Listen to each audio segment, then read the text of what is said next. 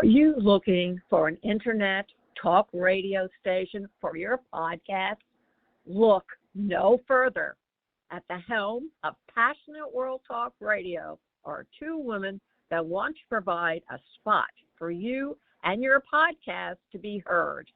There are many other places for your podcast, but PWTR has the audience. You will not be disappointed. Our station has been on the internet for the past 16 years. Call us for more information. 484-364-1032 or text Jeannie White, station manager at PHECONNECTSHOW@gmail.com for podcast show details. Welcome to Passionate World Talk Radio. Educate, enlighten, entertain. Hello, everybody. This is Betsy Wurzel, your host of Chatting with Betsy on Passionate World Talk Radio Network, where our mantra is to educate, enlighten, and entertain. The views of the guests may not represent those of the host or the station. Folks, I'm so excited about my guest. Yes, I know. I get excited about every guest because I just love what I do, and I do get educated, and I do get enlightened and entertained by all my guests because all my guests have wonderful information and are wonderful resource to go to. For you women, have you been in labor really long? Did your doctor rush to do a cesarean? Do you wonder why? And why in the U.S. cesarean rates are high? Well, I have an excellent guest today. Dr. Alan Lindemann is an OBGYN doctor. He's delivered over 6,000 babies with 4 decades of medical practice. He was in Minnesota, and now you're in North Dakota. He wrote a book with his wife, Diane Haugen, Modern Medicine, What You're Dying to Know. And that sounds like a very interesting book. And also, Dr. Lindemann has a video on YouTube, which I recommend everyone to watch who wants to have a baby, How to Steer Your Pregnancy. Welcome, Dr. Lindemann. I'm pronouncing your name, Lindemann. Yes. Thank you for coming on. Well, thank you, Betsy, very much. I'm glad you invited me. I'm so glad to have you on. I'd like to know, what is your book about? Well, we have 5 chapters in the book. We have something called the nursing shortage. We have big business medicine, which is something we can talk a little bit about today. And there are, what we tried to do was to identify 5 flaws. That is, we see the price of medicine going up, and sometimes we see the quality going down. So we tried to identify those things and give some answers, some solutions to the problem. For example, if you're talking about big business medicine, we're talking about how a big company buys a little company and how they just drain the money out of them, and the service to the community is in jeopardy. And we have a nursing shortage, which I don't really think, there is a nursing shortage, but, years ago when I was I was an orderly, and we had 50 patients to take care of, and we had 3 nurses. So today, of course, there'd be probably 10 nurses for that amount of people. So that's a little bit of the problem of the nursing shortage. The nurses are now doing paperwork, or computer work. So Yes, definitely. And there's going to be a doctor shortage, a physician shortage, from what I hear. And I believe like your average physician could be around the age of 60, and now with this COVID, they want to retire. And plus the bureaucratic nonsense that they have to put up with. And I really don't blame them. Well, there is a lot of bureaucratic nonsense. And, of course, right now we have this mandate looming on us, we have to get vaccinated. So, and there's a lot of people who simply will not do it. 10 to 20% of healthcare providers will not do it, so we're really looking at making the shortage much worse. Yes, I know. I live in New Jersey, and I've heard like New York is expecting a lot of medical professionals, doctors, nurses, and others to walk away from their jobs because they do not want to be vaccinated. And they're going to call in the National Guard to help with the shortage. Well, good luck. It's scary. It's really scary. I had interviewed a doctor last year, emergency room doctor, and I'm very passionate about mental health. And mental health stigma needs to be erased. And what she told me is that, the doctors with the COVID and the nurses, they have post-traumatic, and they are penalized on their license when they apply for their license for getting help. And that's not right. I'd much rather have a physician go for help than to, be high on drugs or getting drunk. This has to stop. Well, it's what you're talking about is a big problem. We're being watched by a lot of different groups, certainly the federal government, CMS. Nursing homes are a nightmare because there's so many regulations. I myself am 73 years old, still working, and I'd like to continue working for a little bit longer. It's fun to get up every morning and go to work. Yes, and I have to ask you, I know malpractice insurance with OB/GYNs is very, very high. Yes, it is. Very high. Partly that's because of the liability for 21 years. Mm-hmm. So it's 23 years. So it's 2 years after they turn 21. It's incredible. I'm talking probably 20 years ago. My own OB/GYN doctor told me that he paid $42,000 a year for malpractice, and he was at the lower end of the scale. I mean, how do you make being a doctor is a business, and that's your livelihood. So how in the world do you make a profit when you have to deal with all this, the malpractice, and then, Medicare doesn't pay what it should, Medicaid doesn't pay what it should, the insurances don't pay you all what they should. I mean, how is it like making a living these days? Well, I guess I'm kind of lucky because my insurance is $46,000 a year still, and it is without a doubt my biggest expense. It's more than the money I could put away for retirement. It's more than what we pay for a house. It's the most expensive thing we have to deal with. Yes. What did you say it was? 36,000? It's 46. Oh, 46. Oh, yeah. My goodness.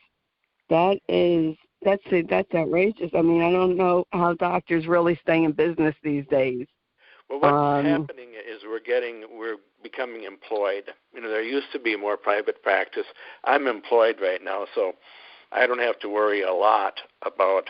I do pay my own malpractice insurance, but I at least get a paycheck. So, that's good. Right. Now, do you work for a medical care system? Well, we have a small hospital where we live, and I'm employed by the hospital. And I guess you can say it's a system because we have several clinics and several nursing homes, and then we have acute care as well. So it's probably a business organization. Right, yeah, that's how it is in New Jersey. We have two major healthcare systems that are buying up doctors are going in to that because that's the way I guess they could survive. my my own primary doctor, her son just finished his residency, and I said, oh, well, you can open up a practice. And he told me, you can't just open up a practice anymore. It's very difficult. You have to go into a system or into a group. Well, what happens that was interesting. It's so easy for the federal government to come down on a doctor, but they don't come down on organizations very much at all. They pretty much leave hospitals alone, except if there's something very odd or strange. But so that's one of the reasons doctors are looking to be employed, because there's not the discrimination and there's not the watching, that there is with a single provider, or even a small group. They get watched also. Yes, and I have to ask you, wow, you delivered a lot of babies, tremendous amount of babies. God bless you. Thank you for your service to mankind. Let me say that. Thank you for doing what you do and helping women. Do you find that, well, I had my son in 1984, that doctors, obstetricians, do you think that some of them rush to have a woman have a cesarean because of lawsuits, because of malpractice? Certainly, the malpractice it's a problem in many layers. For example, they don't like VBACs, that is vaginal birth after cesarean section. So you've got that problem to deal with. But they really do try to manage your practice. And they're one of the reasons I think we're seeing the cesarean section rate go up, because they prevent some of the things you could do to bring it down. I mean, my cesarean section rate when I started my first practice was about 10.5%, and that's about as low, I think, as you can get. And what is your? I know every doctor is different, but what is your protocol? And I know it could be very, intense as to a woman having a cesarean, because I know sometimes, a doctor might be in a rush. He or she might be delivering a few babies at a time. What was your protocol in your practice for you to have a woman do a cesarean? Well, there was really only one that of course, sometimes fetal distress, you're just not going to deal with it in any other way. For example, the mother is 28 weeks and fetal distress, and so that would be a reason to do a C-section. Another reason would be, say, for example, it's like you were. You have a baby that's just too big to come out. Your labor doesn't work very well. So in that case, I think that quit while you're ahead, certainly the court system, the jurors, the lawyers, if you've done a C-section, they present that as you've done all you can do, and it's not always that way. There are C-sections which I think are probably not necessary. Yes, that's true. I personally, in my own, with the birth of my son, they could have done a cesarean the minute I walked into that hospital. Had I had known what I would have went through, since my water broke the day before, and I wasn't dilated, and it really wasn't dilated. By the time they decided to do a cesarean, my water had broke 24 hours already, and I was only up to 4 centimeters. And so, they did it. I was like, put me out of my misery already, because I had the induced labor. I think one of the things they were worried about was the time. There's kind of a 24-hour rule, and I don't go strictly with the 24 hours. It depends on, I think, more than, whether your bag is broken or not, how many exams you have. Because I think if you look at infection rates following cesarean section, it's more likely from frequent exams and frequent manipulation than anything else. There's another thing here, too, that we probably should talk about, and that is health insurance. You know, they pay more for a C-section. And a C-section is actually easier for the doctor because there's less to worry about and there's less time. You know, half an hour and it's done. Well, that's an interesting point. I have to ask you this, Dr. Lindemann. What should a woman look for in picking out an obstetrician to deliver her baby? The first thing I would look for is, will this doctor take time to sit down and answer my questions? You know, if you've got somebody who makes fun of you the minute you get in the room, that's an indication to get up and get out. But you really want somebody to listen. Here's a little story. I had a lady years ago, 22 years ago, she came in with quads, and she had seen 3 doctors before me, and they all wanted to reduce them. In other words, to eliminate 2 of the babies, so she wound up with twins. Well, that was morally objectionable for her, and we talked about it long and hard, and we decided we'd go for the quads. So now the quads are living, and they're 22 years old. I went to visit them, and they look great. But it's important to listen to the patient. It's important to try to give them informed consent, and important to do what they think is important to be done. That is excellent. I loved what you said. I wish I can clone you and put you all over, because you said something that I say all the time. You know, we need to go to a doctor to listen. The doctors need to listen to us. Yes. You know, and I tend to think in my own personal experience that physicians don't listen to women. And we need physicians to listen to women. I'll just tell a quick personal story of my own. I had pelvic pain 2 weeks out of the month. I complained to the GYN I was going to at the time, and his attitude was, well, at least you know when you're fertile. I'm like, what kind of answer is that? I'm in pain. And finally, my primary doctor at the time said, okay, Betsy, I'll send you for a pelvic ultrasound. Well, I had an endometriosis cyst on one of my ovaries. Yeah, you probably had it in more than one place, too. You know, and if I didn't go, if that doctor didn't listen to me, that could have, you know, would have grown and possibly could have ruptured. Yes, and I wouldn't be sitting here.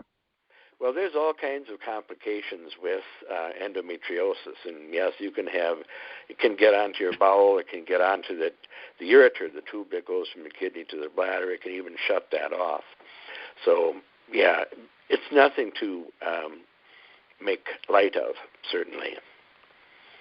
Yes, so I'm so glad that a doctor that you said, you know, go to a doctor who listens. That is just so important. I love that.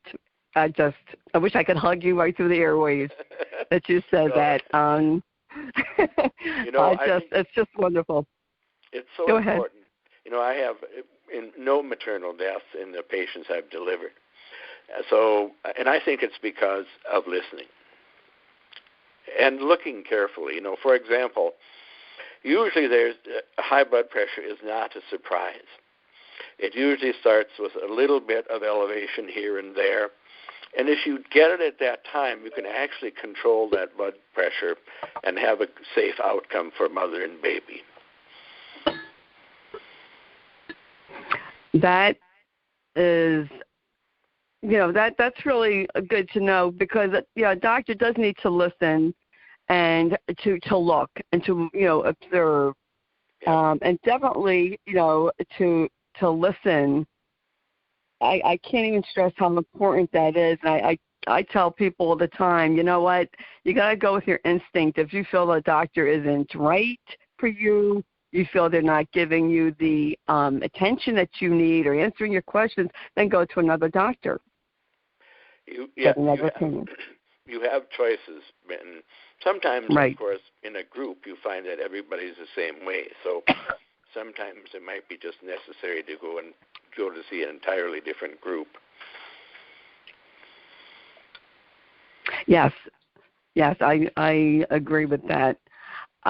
What can you tell us about having a good pregnancy, a healthy pregnancy?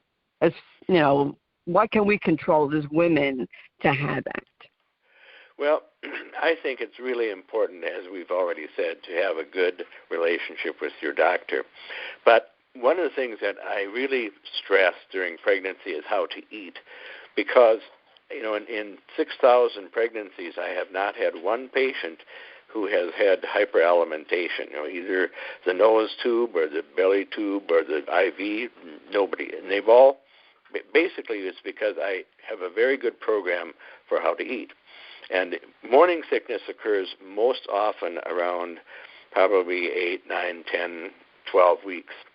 And during that time, the cause of the nausea, there's two problems. One is women get motion sickness, so they have to be careful about showering and driving the car.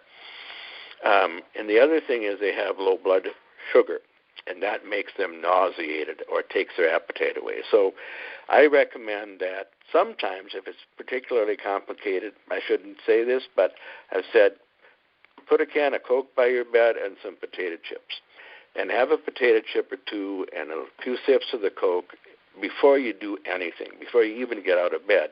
That'll raise your blood sugar so that when it comes time to eat breakfast, you won't be nauseated, you'll be hungry. So I think that's a really good way to start out and to continue a pregnancy. Naturally, if you don't have nausea, then they don't have to have the potato chips and the Coke, but that gets them through the nausea part. Let's see. There's, of course, a normal amount of weight gain, which turns out to be somewhere between, I think, 2 and 3 pounds a month, although there are probably doctors who'd say more, like 3 or 4, but I'm going to go be old-fashioned and say 2 to 3 pounds a month. That still gets you quite a bit of weight gain, 27 or 30 pounds. Let's see, what else? Blood pressure is really important. And if I have a patient whose pressure goes up, for years I would send them to the hospital, and then the nurses would check their pressure 20 times and take the lowest pressure, and they say, oh, this lady doesn't have hypertension. Well, it's not that blood pressure goes down, it's that it goes up, ever. So I usually would then say, if they're employed, to rather than, say, 3 12-hour days, I'd make, say, 5 6-hour days. Do that. So those are some pieces of advice I would give for a healthy pregnancy. Very good. I had morning sickness. Back then, this is 37 years ago, had the doctor give me vitamin B, I want to say B6 injections. You are exactly right. Vitamin B6 is perfectly reasonable, and that's one of the things we use too. Still use it.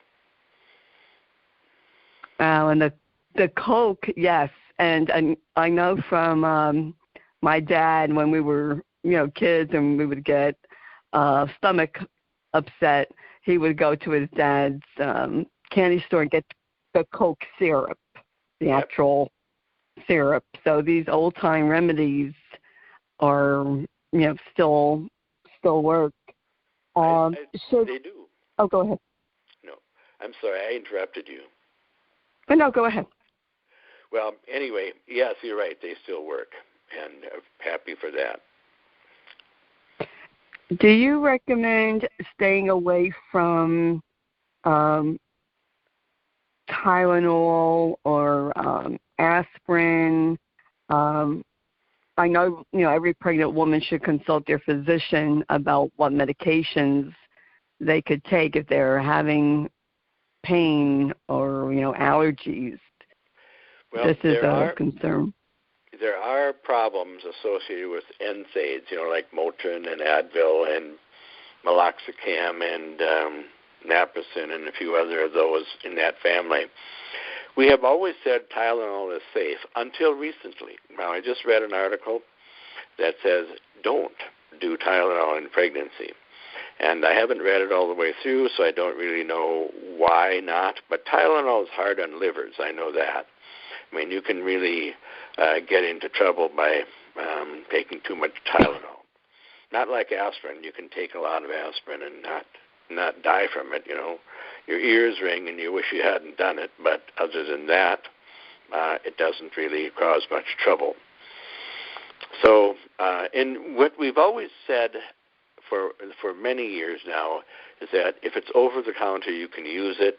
I think we're going to be moving away from that again. I think, you know, certainly don't want to use the Motrin, ibuprofen, and now I guess we don't want to use Tylenol. Now, your question about one aspirin.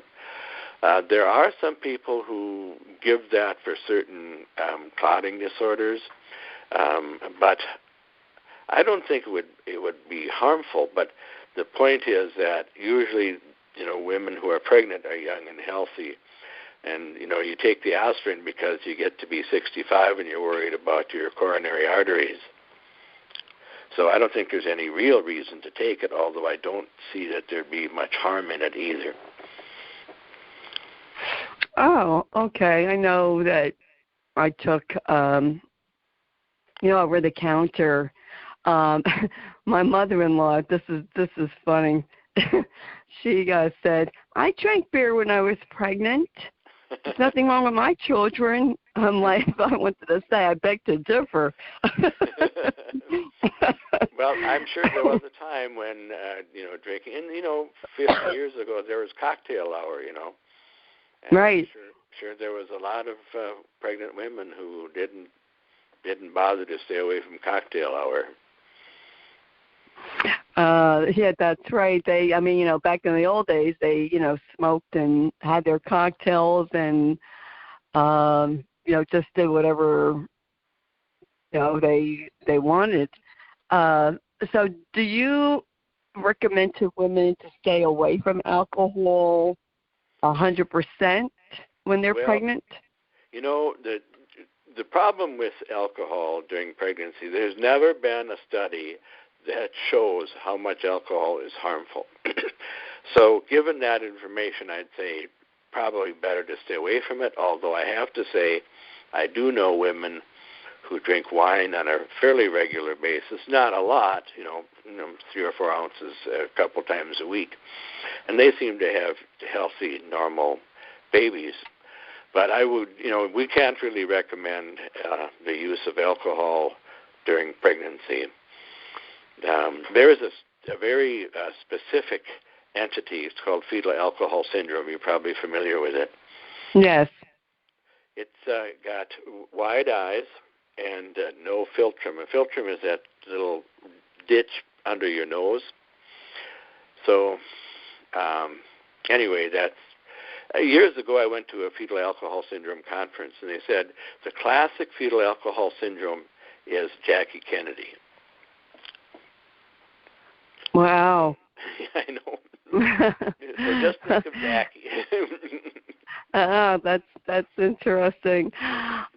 Such a pleasure talking to you, Dr. Lindemann. Is there anything else you would like to tell women out there thinking of conceiving or having a baby, what they should know? I think I would recommend just planning.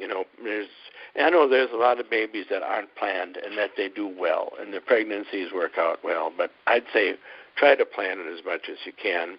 Well, the other thing is don't make work out of it. It should be fun. Right. Oh, thank you. It was such a pleasure talking to you. Oh, I have to ask you this. How is it working now with COVID and pregnant women? Should pregnant women get the vaccination? I mean, I'd be afraid to. Yes, what I've said is kind of a compromise, and it's if you want to have the vaccination when you're pregnant, I'd say wait until the 3rd trimester. So if you do go into labor, it's not going to be catastrophic. Oh, okay, good advice.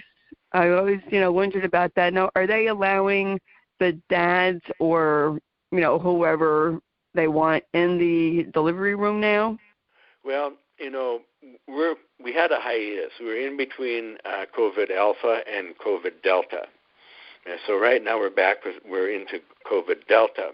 And there was a time when things got loose or flexed up a little bit. As far as I see, I think the COVID Delta should peak around here next week. And I think we're going to see some more tightening up again during that time. And I hear there's a COVID Mu on the horizon, so I don't know what that's going to look like. Oh, yes, it's a little crazy here in New Jersey right now. And it's some hospitals let you visit, some don't let you visit. It's not consistent, but thank you so much. I could go, on and on. Where can people buy your book? It's on Amazon, and we probably have it at our website, too, which is ruraldocallen.com. Awesome. And I want to suggest for people to go on your website. The information will be in the blog. Please read the blog that Jeannie White, station manager, writes. And thank you, Jeannie, for producing the show and writing the blog. A lot of information. This book sounds amazing. Go on YouTube and look for Dr. Alan Lindemann, How to Steer, STEER, Your Pregnancy. I enjoyed watching that video, and I want to thank you for coming on, Dr. Lindemann, and sharing your expertise. And it was a pleasure, just a pleasure talking to you. The pleasure is mine, Betsy. Thank you very much for inviting me. Oh, you're welcome. And I love your Midwestern accent. I know I have my New Jersey accent, but I just love talking to people from the Midwest because they have that distinct accent. So I just love to hear it.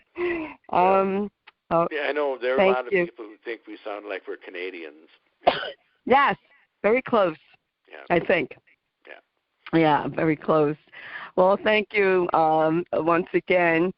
And I want to thank Lillian Caldwell, CEO of Passionate World Talk Radio Network. This makes this all possible for people to have a voice and a platform to speak. And Chatting with Betsy is a variety show because I have a variety of guests. You never know who I'm going to have on.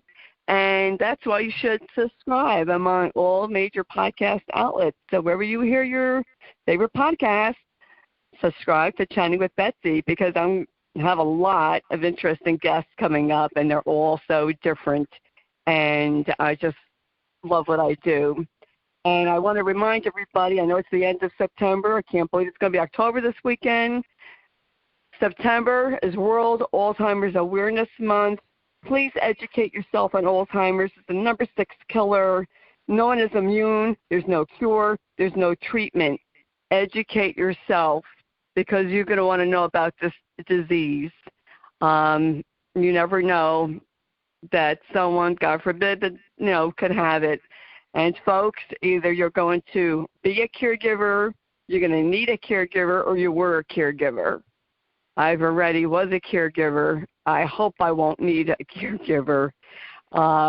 It's just a horrible disease, and we need to start speaking up about it. That's my advocacy. Until we talk again, this is Betsy Wurzel, your host of Chatting with Betsy on Passionate World Talk Radio Network. Please be kind, everybody. The world needs it. Bye-bye now. Are you looking for an internet talk radio station for your podcast? Look no further. At the helm of Passionate World Talk Radio are two women that want to provide a spot for you and your podcast to be heard. There are many other places for your podcast, but PWTR has the audience. You will not be disappointed. Our station has been on the Internet for the past 16 years. Call us for more information. 484-364-1032 or text Jeannie White, Station Manager, at PHECONNECTSHOW@gmail.com for podcast show details. Thank you for listening to Passionate World Talk Radio. You can listen to this program all over again by going over to https://passionateworldtalkradio.com. You can also hear it on Spotify, Spreaker, Amazon Alexa, AMFM247.com every Tuesday evening between 8 and 9 p.m. YouTube, Facebook, Facebook Live, LinkedIn, and all the other podcast directories one can find on the Internet.